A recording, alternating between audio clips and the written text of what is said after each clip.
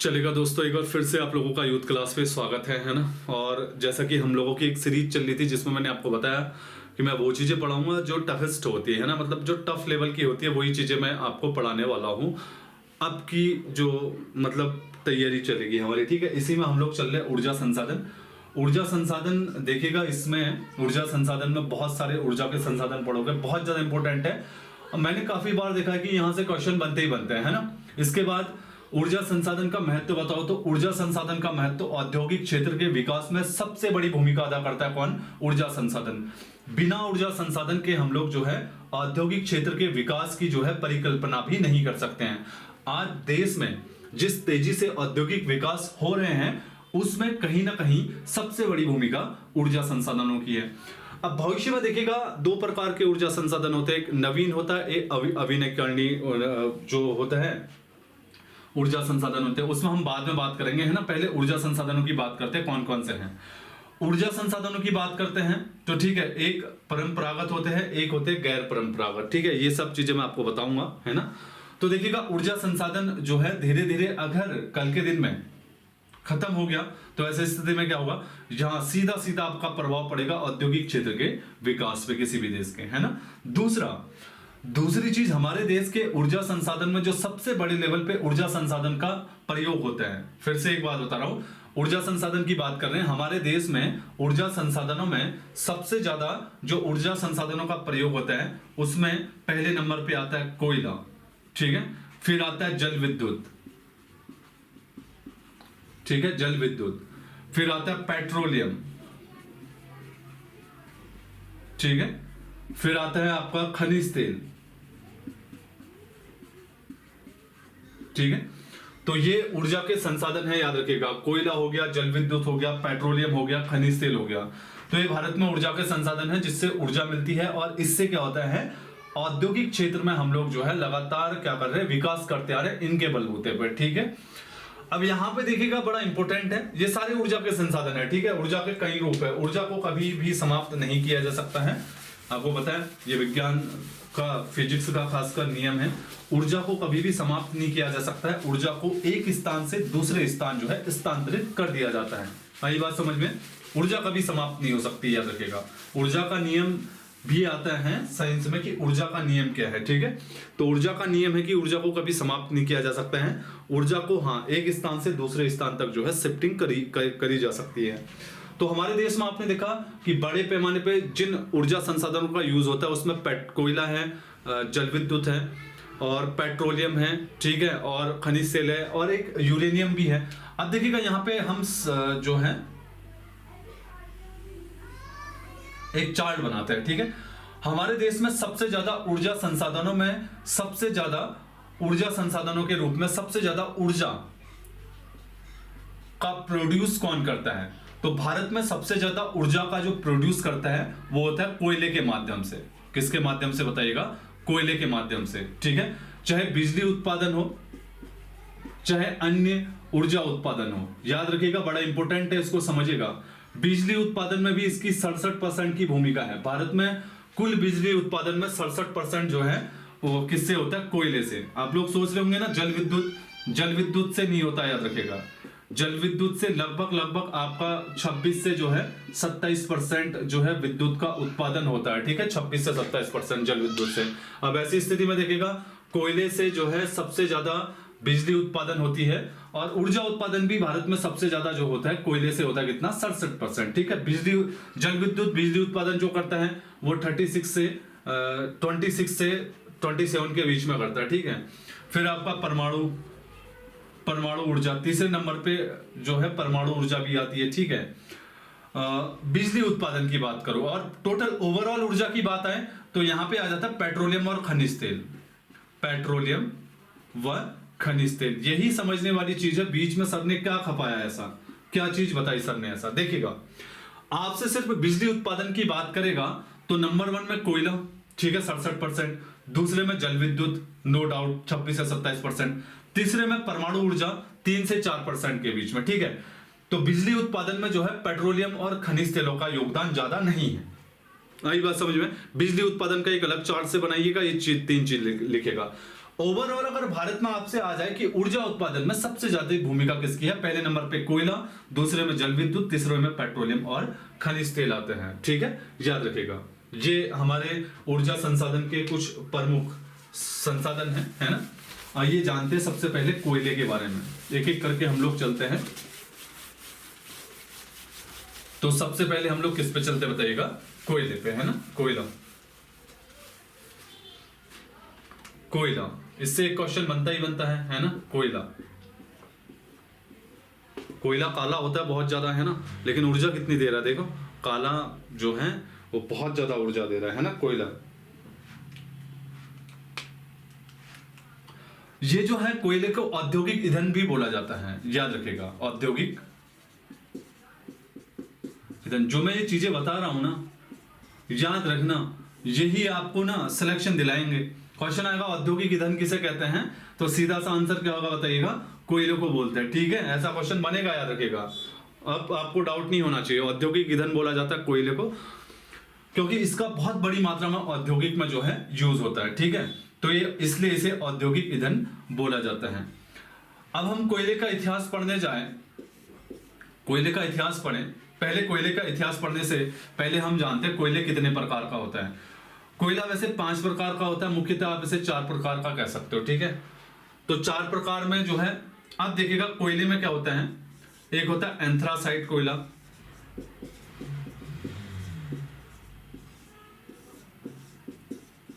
ठीक है, 4 प्रकार। दूसरा होता है बिटुमिनस कोयला, इसमें लगभग 85 से 90% कार्बन मिलता है। ठीक है, और इसमें लगभग 55 से 65 कार्बन मिलता है। फिर आता है तीसरा लिग्नाइट कोयला, लिग्नाइट कोयला। लिग्नाइट जो कोयला आता है इसमें लगभग आपका 45 से 55% के बीच में कार्बन होता है। फिर चौथा आता है पीट, मुख्यतः 4 ही लिखेगा। ठीक है, पीट में जो है ये 45 से 55, इसमें आता है 35 से 45% के बीच में कार्बन आता है। अब यहां पे कार्बन कार्बन कार्बन सब में लिखा रहा हूं, याद रखिएगा। आपसे क्वेश्चन आ सकता है या इंटरव्यू में पूछा जा सकता है, आप कोयले की गुणवत्ता किससे, मतलब कोयले की गुणवत्ता कैसे बताओगे, तो आपका सीधा आंसर होगा कोयले की गुणवत्ता जिस कोयले में जितना ज्यादा कार्बन होगा। समझ में ना, कोयले की गुणवत्ता बताने के लिए कार्बन एक इंडिकेटर के रूप में काम करता है। जिस कोयले में जितना ज्यादा कार्बन होगा वो कोयला उतना उच्च कोटि का कोयला होता है। परसों हमने लोहे की बात की, लोहे में मैंने आपको बताया जिस लोहे में धातु अंश की मात्रा ज्यादा होगी, जिस लोहे में धातु अंश की मात्रा ज्यादा होगी उस लोहे की गुणवत्ता उतनी ज्यादा अधिक होगी। इसी प्रकार से जिस कोयले में कार्बन की मात्रा जितनी ज्यादा होगी उस कोयले की गुणवत्ता उतनी ज्यादा होगी। तो यहां पे देख रहे हो कि सबसे ज्यादा कार्बन 85 से 90% के बीच में किसमें मिलता है, एंथ्रासाइट कोयले में। इसीलिए इस कोयले को सबसे उच्च प्रकार का जो है कोयला कहा जाता है। दूसरा बिटुमिनस कोयला, इसमें कार्बन की मात्रा 55 से 65% मिलती है, और याद रखिएगा 55 से 65% मिलती है। ये दूसरा कोयले का सबसे उच्च प्रकार है, समझ में आया ना। और सबसे मजे की बात है कि भारत में इन चारों ही प्रकार में सबसे ज्यादा पाया जाने वाला कोयला कौन सा है, यही है बिटुमिनस। तो भारत में सबसे बड़ी मात्रा में पाया जाने वाला कोयला कौन सा है, बिटुमिनस। हर चीज याद रखिएगा, हर चीज को बिल्कुल क्लियर करते हुए चलिएगा, कोई भी चीज कंफ्यूज में नहीं होनी चाहिए। भारत में एंथ्रासाइट कोयला है लेकिन बहुत कम मात्रा में, बहुत ना बराबर है। भारत में सबसे ज्यादा जिस कोयले की मात्रा है वो कौन सी है, बिटुमिनस, जिसमें कार्बन की मात्रा 55 से 65% के बीच में होती है। तीसरा होता है लिग्नाइट कोयला। इन दोनों का ही देखिएगा सिनेरियो भारत के संबंध में बड़ा इंपॉर्टेंट है। इसमें कार्बन का 45 से 55% के बीच में कार्बन मिलता है, किसमें, लिग्नाइट में। अब है क्या, लिग्नाइट के जो सबसे बड़े भंडार है भारत में वो तमिलनाडु में है। कई बार बच्चा कंफ्यूज हो जाता है कि यार क्वेश्चन क्या दिया जाता है कि भारत में लिग्नाइट कोयले के सबसे ज्यादा भंडार कहां पे है, क्वेश्चन बार बार पूछा जाता है। तो बच्चा बार बार तमिलनाडु करके आता है, तो बच्चे के दिमाग में बैठ जाता है तो शायद लिग्नाइट कोयला ही भारत में सबसे ज्यादा मिलता होगा। नहीं, ऐसा कुछ नहीं है। ठीक है, मैं बता रहा हूं अभी सारा का सारा। और तीसरा है पीट, जो सबसे निम्न कैटेगरी का होता है, 35 से 45% के बीच में इसमें क्या मिलता है बताइएगा, कार्बन मिलता है। ठीक है, अब मैं बिटुमिनस और ठीक है जो आपका लिग्नाइट कोयला है उसकी बात बता रहा हूं। ठीक है, क्लियर कर लीजिएगा। बिटुमिनस, हमें भारत के संबंध में इन दो को ही पढ़ना है, और लिग्नाइट, ठीक है। अब अंतर बताने के लिए आएगा, मुझे मेंस में लिखने के लिए आया कि भाई अंतर बताओ, मतलब जो भी है आप भारत के संबंध में इनकी व्याख्या करो। बिटुमिनस और लिग्नाइट कोयले की जो है आप भारत के संबंध में व्याख्या करो, ऐसा क्वेश्चन आया है। तो इस व्याख्या में पहला दूंगा, बिटुमिनस के बारे में लिखूंगा कि बिटुमिनस भारत में सब पाया जाने वाला सबसे, भारत में सबसे ज्यादा पाया जाने वाला कोयला है। भारत में सबसे ज्यादा पाया जाने वाला कोयला है। समझ में आया ना। तो बिटुमिनस के बारे में जो व्याख्या के लिए आया था मैंने लिख दिया मेंस में कि भारत में सबसे ज्यादा पाया जाने वाला कोयला है। अब मुझे लिग्नाइट के संबंध में लिखना है, तो लिग्नाइट के संबंध में मैं लिख लूंगा कि भारत में यह उतनी बड़ी मात्रा में नहीं मिलता है। ठीक है, भारत में यह उतनी बड़ी मात्रा में नहीं मिलता है जितनी बड़ी मात्रा में बिटुमिनस मिलता है। लेकिन भारत के एक राज्य तमिलनाडु में लिग्नाइट की जो मात्रा है सबसे ज्यादा है। समझ में आना। हालांकि भारत में लिग्नाइट की मात्रा उतनी ज्यादा नहीं है, बस एक राज्य तमिलनाडु में सबसे ज्यादा इसकी मात्रा है। तो समझ में आना, भारत में सबसे ओवरऑल भारत की बात है, सबसे ज्यादा कौन सा कोयला मिलता है, बिटुमिनस। अगर पर्टिकुलर किसी स्टेट की बात है तमिलनाडु की, तो तमिलनाडु में कौन सा सबसे ज्यादा कोयला मिलता है, तब आपका आंसर होगा लिग्नाइट। ठीक है, जिसमें लगभग आप मान सकते हो कि 45 से 55% के बीच में कार्बन होता है। ये तीसरी कैटेगरी का होता है। ठीक है, और ये दूसरी उच्च कोटि का जो है कोयला होता है। आई होप इतना समझ में आ गया होगा आपको, है ना। तो यही चीजें क्लियर करते हुए चलेगा। ठीक है, बिल्कुल एक बार पढ़िएगा, फिर दोबारा यहाँ आने की जरूरत है। ठीक है, टॉपिक तो ठीक है, अच्छे हैं, पर मैं चाहता हूँ कि जो मैं एक तो यार बहुत ज़्यादा कोचिंग में हम लोग भी पढ़ाते हैं, और अब तो मैंने छोड़ दिया है अगर, और बहुत सारे बैच भी पढ़े स्टार्टिंग में, मतलब ज़्यादा तो नहीं, 6-7 महीने पढ़ा, पर ये चीज़ें लगता है कि यार एक साल के कोर्स में इतना हो भी नहीं पाता है ना, अगर आपको डेप्थ में पढ़ना है तो मैं जो आपका बेसिक चल रहा है वो तो चल ही रहा है, लेकिन जो एडवांस है मैं एडवांस की ओर जा रहा हूँ। समझ में आना, अब की बार जो है थोड़ा एडवांस की ओर है, याद रखिएगा। एडवांस बेसिक तो करते रहिएगा, एडवांस की ओर चलना है। अब देखिएगा, हम ओवरऑल आपको इतना समझ में आया कोयले का प्रकार, सब चीज। अब हम देखते हैं कोयले का परिदृश्य देखते हैं। ठीक है, तो याद रखिएगा कोयले का परिदृश्य देखें तो भारत में, ठीक है, भारत में कोयले का इतना ज्यादा महत्व है। एक आंकड़ा आया था भारत में कोयले का लगभग 77% प्रयोग जो है बिजली उत्पादन में होता है।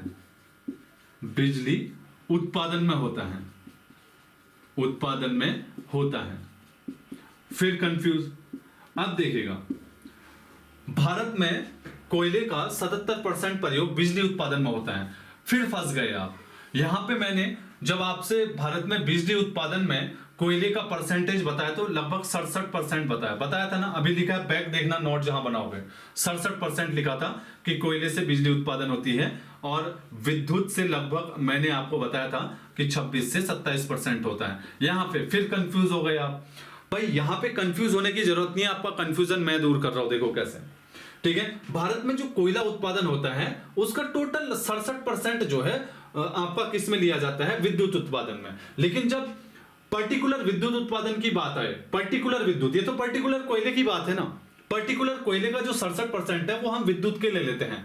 लेकिन अगर, ठीक है, हम ओवरऑल विद्युत उत्पादन में बात करें तो उसकी जो परसेंटेज मात्रा है वो कम हो जाती है।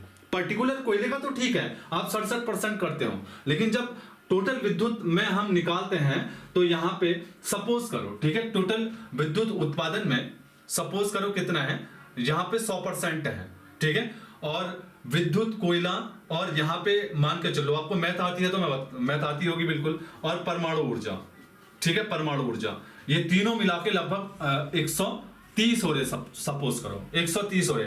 अब 130 भी तो अपने आप में 100% निकालना पड़ेगा ना हमने, और इसी 130 में हो सकता है कि जो कोयले की मात्रा हो वो 77 हो, ठीक है, और जो आपका क्या है विद्युत की मात्रा हो वो लगभग 70% हो। 160 ले लो, वो 70% हो, ठीक है। वही आपका जो है परमाणु की मात्रा लगभग 15% हो। अब इनका ओवरऑल का 160 का हमें 100 में कन्वर्ट करना, तो ऐसा ही तो आएगा कि नहीं आएगा बताओ? मैथ्स तो सीखनी पड़ेगी ना। तो 160 भी अपने आप में 100%, इसको जब हमने ओवरऑल 100% निकाला तो इसका निकला 67%, इनका 26 और इसका 4 से 5%। इसलिए भारत में कोयले का 70% प्रयोग बिजली उत्पादन में होता है, इसीलिए बोल रहा वो, ठीक है। पर्टिकुलर यहाँ कोयले उत्पादन में कंफ्यूज मत होना। विद्युत उत्पादन में कोयले का योगदान कितना है ओवरऑल पूछेगा तो 67, और पर्टिकुलर कोयले से विद्युत कितना उत्पादन किया जाता है 77। ये पॉइंट है, याद रखिएगा, ठीक है। अब देखिएगा आधुनिक भारत की बात करते हैं, तो आधुनिक भारत में, ठीक है, आधुनिक भारत में सबसे पहले कोयला उत्पादन का जो कार्य शुरू हुआ, आधुनिक भारत में सबसे पहले कोयले उत्पादन का जो कार्य शुरू हुआ वो वेस्ट बंगाल यानी कि पश्चिम बंगाल के रानीगंज क्षेत्र में हुआ था। रानीगंज क्षेत्र में, तो रानीगंज क्षेत्र किसके लिए फेमस है बताइएगा? तो डेफिनेटली कोयले उत्पादन के लिए फेमस है, क्योंकि भारत में आधुनिक भारत में जो सबसे पहला प्रयास कोयले का किया गया था वो इसी रानीगंज क्षेत्र में किया गया था। और ये जो रानीगंज क्षेत्र है, याद रखिएगा, ये दामोदर नदी घाटी क्षेत्र पर है। दामोदर नदी घाटी क्षेत्र पर एक बार क्वेश्चन पूछा गया था कि दामोदर नदी घाटी क्षेत्र पर निम्नलिखित में से कौन सा फेमस कोयला उत्पादन क्षेत्र है, तो कौन सा बताइएगा? रानीगंज क्षेत्र। ऐसे भी क्वेश्चन बनते हैं, ठीक है, याद रखिएगा। तो सबसे पहले प्रयास रानीगंज क्षेत्र में किया था, और पूरे भारत में रानीगंज का कुल, ठीक है, कोयले उत्पादन में जो योगदान है वो 33% है। कितना है बताइएगा? 33% है। आई बात समझ में? ठीक है, बिल्कुल सटीक तरीके से तैयारी करते रहिएगा। अब थोड़ा दिमाग लगा होगा ना, घूमा होगा ना पहली बार, क्या कर रहे, क्या जीएस पढ़ा रहे, ऐसा ही होता है भाई, थोड़ा बहुत तो कैलकुलेशन करना ही पड़ता है ना, ठीक है। चलेगा, आगे चलते हैं हम लोग। भारत में, ठीक है, भारत में क्वेश्चन आएगा कि सबसे ज्यादा, ठीक है, कोयला किस चट्टानों से मिलता है? तो गोंडवाना चट्टान, गोंडवाना लैंड की जो चट्टाने हैं, गोंडवाना लैंड की जो चट्टाने हैं उनसे 98% हमें कोयला मिलता है। और कौन सा कोयला मिलता है भारत में जो सबसे ज्यादा मिलता है? बिटुमिनस। भाई सोचने वाली बात ही नहीं है। अगर क्वेश्चन आएगा कि गोंडवाना लैंड से भारत में किस प्रकार के कोयले की प्राप्ति होती है, पहला एंथ्रासाइट, ठीक है, एंथ्रासाइट, दूसरा बिटुमिनस, तीसरा पीट, चौथा लिग्नाइट। अब हो गए ना, डीप में पूछते हैं, हो गए कंफ्यूज, तो मैंने आपके दिमाग में डाल रखा कि भारत में जो सबसे ज्यादा पाए जाने वाला है वो बिटुमिनस कोयला है, ठीक है, याद रखिएगा। तो बिटुमिनस है, और इसके अलावा जो 2% का कोयला होता है वो तृतीयक व टर्सियर की चट्टानों से प्राप्त होता है, ठीक है। तो 2% जो कोयला है भारत में, 98% तो गोंडवाना लैंड की प्राप्त होता है, ठीक है, जिसमें बिटुमिनस सबसे ज्यादा होता है। और इसके बाद जो 2% होता है वो तृतीयक और टर्सियर जो होती है चट्टाने, वहां से मिलता है, याद रखिएगा, ठीक है। सारी चीजें लिख लीजिएगा।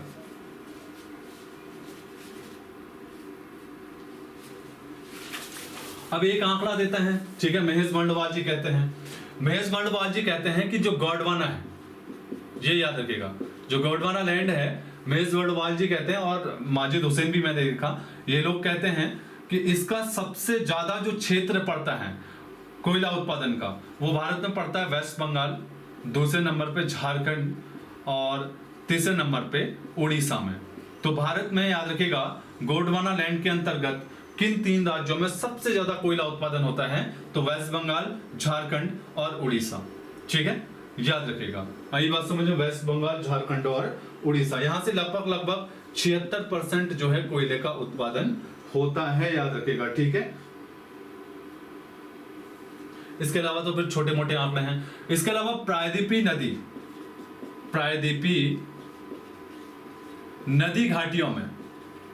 नदी घाटियों में भी कोयला मिलता है, ठीक है, वो मैं बताते रहूंगा, इतना समझ में आया ना। अब एक एक करके देखते हैं। जैसे झारखंड है, झारखंड में मुख्यतः कोयला उत्पादन क्षेत्र कौन सा है? बोकारो, ठीक है। बोकारो की बात करता हूं, बहुत ज्यादा फेमस है, मैं आपको बता रहा हूं। 1964 में तृतीय पंचवर्षीय योजना के दौरान, मैंने पढ़ाया भी था, प्लेलिस्ट देखना इकोनॉमी वाली। 1964 में, ठीक है, तीसरी पंचवर्षीय योजना चल रही थी 1961 से लेकर 1966 तक, जो भारतीय पंचवर्षीय योजना काल में सबसे असफल पंचवर्षीय योजना मानी जाती है, क्योंकि इस बीच में 1962 में भारत चीन युद्ध हो गया था, 1965 में भारत पाक युद्ध हो गया था, ठीक है। इसकी वजह से ये सबसे ज्यादा असफल जो है पंचवर्षीय योजना कहलाए, तीसरी। और इसी पंचवर्षीय योजना के दौरान 1964 में झारखंड में रशिया के माध्यम से बोकारो स्टील प्लांट लगाया, और बोकारो जो है कोयले के लिए भी बहुत ज्यादा फेमस है, लिखते रहिएगा, ठीक है। इसके बाद झरिया और रामगढ़, झरिया व रामगढ़। इसके बाद उड़ीसा की बात करते हैं। उड़ीसा में जो कोयले का सबसे ज्यादा उत्पादन क्षेत्र है वो है तलचर, लिखेगा तलचर, फिर लिखेगा छत्तीसगढ़। तलचर लिखा ना, तलचर काफी इंपॉर्टेंट है, याद रखेगा। तातापानी, तातापानी जो है ये बहुत फेमस है छत्तीसगढ़ में। इसके बाद हम बात करते हैं कहाँ की, आंध्र प्रदेश की। तो आंध्र प्रदेश में सिंगरौली, ये बहुत बार पूछा जाता है, सिंगरेली, सॉरी, आंध्र प्रदेश में सिंगरेली क्षेत्र कोयला उत्पादन के लिए फेमस है। इसके बाद वेस्ट बंगाल को तो मैं ऑलरेडी बता चुका हूँ, रानीगंज। और इन सब में सबसे ज्यादा जो फेमस है कोयला उत्पादन के लिए वो है रानीगंज, याद रखेगा, जो दामोदर नदी घाटी के किस पे है बताइएगा, तट पे है। इसके अलावा तलचर में बताऊं, ब्राह्मणी नदी जो उड़ीसा में है, ये ब्राह्मणी नदी के तट पर है, लिख लीजिएगा। तलचल जो है वो ब्राह्मणी नदी के किनारे हैं, और सिंगरेली जो है वो कृष्णा गोदावरी, जो सिंगरेली है वो कृष्णा और गोदावरी नदियों के तटीय क्षेत्रों में ये क्षेत्र लगे हैं, याद रखिएगा, ठीक है, लिख लीजिएगा ब्राह्मणी नदी। और तो समझ में आया ना। तो तातापानी कोयला क्षेत्र कहाँ है, सीधे आंसर होगा उड़ीसा में, सॉरी छत्तीसगढ़ में, तातापानी है छत्तीसगढ़ में। इसके बाद तलचर आएगा, बहुत ज्यादा फेमस है, कई बार आ भी चुका है। किसके लिए फेमस है, कोयले के लिए। कहाँ है, उड़ीसा में, किस नदी के तट पे है, ब्राह्मणी नदी, उड़ीसा। इसके अलावा झारखंड में पूछेगा बोकारो, झरिया या रामगढ़, कुछ भी पूछ दे। सिंगरेली जो है ये पूछा जा सकता है, ये एक अलग से है आंध्र प्रदेश में। अब की बार क्वेश्चन पूछा जाता है कि किस नदी घाटी के तट पे है, तो कृष्णा गोदावरी। इसके बाद वेस्ट बंगाल पूछा जाएगा, रानीगंज स्थित है, और किस नदी के मुहाने पे, दामोदर नदी घाटी।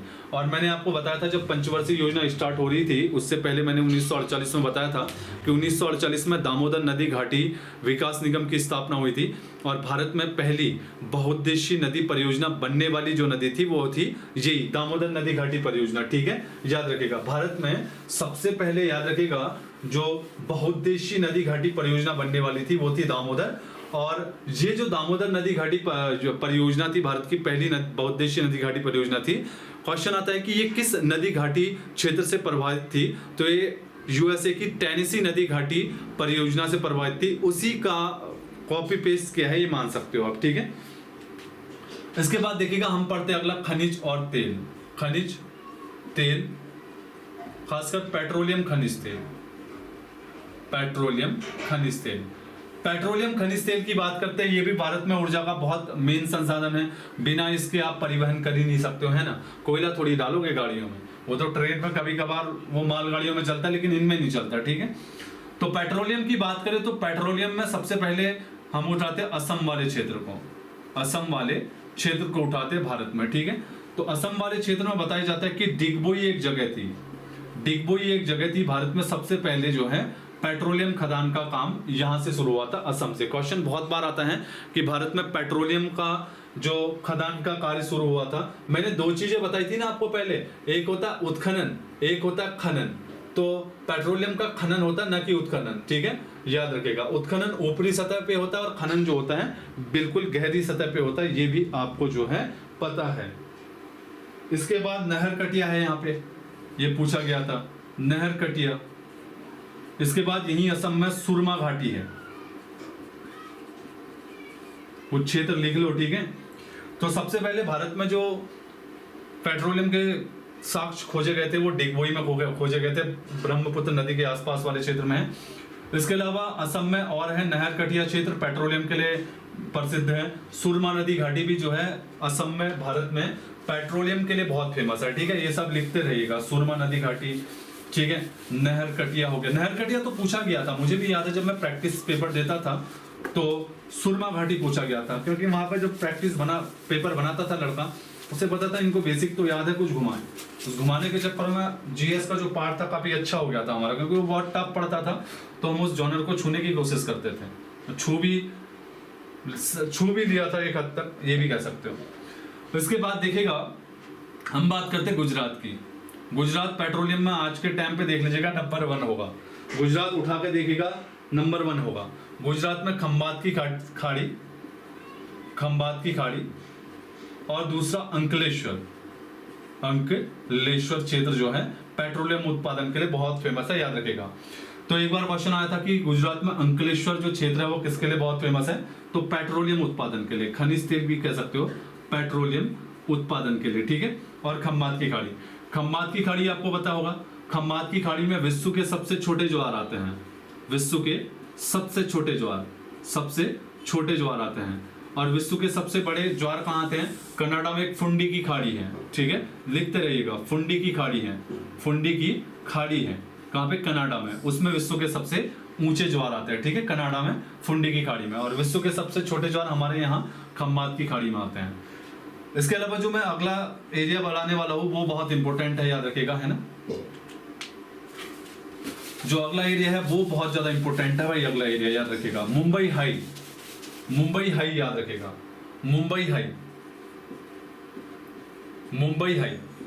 मुंबई हाई से याद रखेगा 1976 से लगभग जो है पेट्रोलियम उत्पादन शुरू हुआ, और वर्तमान में बताया जाता है कि देश का 60% जो पेट्रोलियम है, ये मुंबई हाई कुछ बहुत याद रखेगा गुजरात के क्षेत्र में भी पड़ता है, ठीक है, ये समुद्र से किनारे पे है, तो 60% इससे होता है। तो भारत में सबसे ज्यादा जो पेट्रोलियम का उत्पादन हो रहा है वर्तमान में मुंबई हाई से हो रहा है। ये क्वेश्चन आया भी था, और कब से हुआ है, 1976 से। कुछ नए क्वेश्चन मिल रहे हैं ना।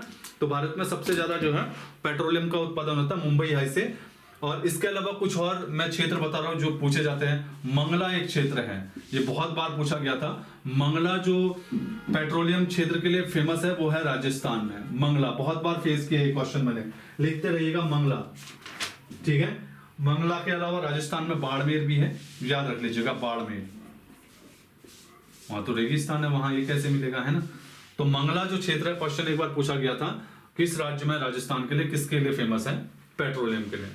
इसके अलावा इसी पेट्रोलियम से क्या होता है, नीचे नीचे पेट्रोलियम होता है, ऊपर ऊपर जब पेट्रोल की खदान होती है ना, तो ऊपर ऊपर गैस होती है, ये ऊपर ऊपर ऐसे गैस होती है, याद रखिएगा, मैं बता रहा हूं आपको, ऐसे ऐसे ऊपर गैस होती है, नीचे नीचे पेट्रोल होता है। तो ऊपर ऊपर जो गैस होती है, तो इसको पाइपों के द्वारा सीधे जो है सोख लिया जाता है, ठीक है, पाइपों के द्वारा जो है सोख लिया जाता है सीधे। तो जो पाइपों के द्वारा जो गैस सोख ली जाती है, इसे ही बोलते हो सीएनजी, कंप्रेस्ड नेचुरल गैस। समझ में ना, जो पेट्रोलियम में ही मिलती है, पेट्रोलियम नीचे नीचे लिक्विड होता है, तो ऊपर ऊपर ये गैस की मात्रा में होती है, ठीक है, कौन सी, सीएनजी। तो जब भी पेट्रोलियम की खदान होती है तो उससे ऊपर गैस की मात्रा होती है, तो इस गैस को सीधे पाइपों के द्वारा लिया जाता है, जिसे सीएनजी भी कहते हैं। ये भी तो ऊर्जा का संसाधन है। जब आप प्लेन में जाओगे तो प्लेन में बहुत सी गाड़ियां जो है सीएनजी से चलती है, ठीक है, कंप्रेस्ड नेचुरल गैस इसे बोला जाता है। तो इस प्रकार से पेट्रोलियम की जो है खुदान होता है, और इस प्रकार से सीएनजी मिलता है। मुंबई है नंबर 1 टॉप पे है, राजस्थान का मंगला क्षेत्र हो गया, बाड़मेर हो गया, और 1976 से यहाँ हुआ। गुजरात का अंकलेश्वर लगेगा, और आपका नहर कटिया कहाँ है पेट्रोलियम उत्पादन के लिए, राजस्थान में है ना। तो ये रहा आपका, ठीक है। अब कल जो है अलग सा लेसन पढ़ाऊंगा मैं, किताब तो लाया हूँ यहाँ पे महेश बंडवाल की और माजिद हुसैन की। तो कल कोई नेक्स्ट टॉपिक पकड़ते हैं थोड़ा अलग टाइप का। अगर ये सीरीज अच्छी लग रही है, आपको लग रहा है कि हाँ यार सामने वाला बंदा मेहनत कर रहा है हमारे लिए, और बेसिक से तो थोड़ा एडवांस चल रहा है ना, क्योंकि देखिए ये चीज़ तो आप पढ़ ही लेते हो, हल्का फुल्का भी पढ़ा लेते हैं, तो एक मैंने देखा कि हाँ अब आपको तैयारी करते 2-2, 3-3 साल हो गया, तो मैं मान सकता हूँ कि आपने पढ़ लिया होगा। लेकिन जो नया बच्चा रहता है, जो 1-1 साल रहता है, वो थोड़ा बहुत पढ़ा रहता है, तो वो कहते हैं ना कि कम ज्ञान में भी थोड़ा ऐसा हो जाता है कि कूप मंडूक टाइप का हो जाता है, उछल कूद करता रहता है बंदा।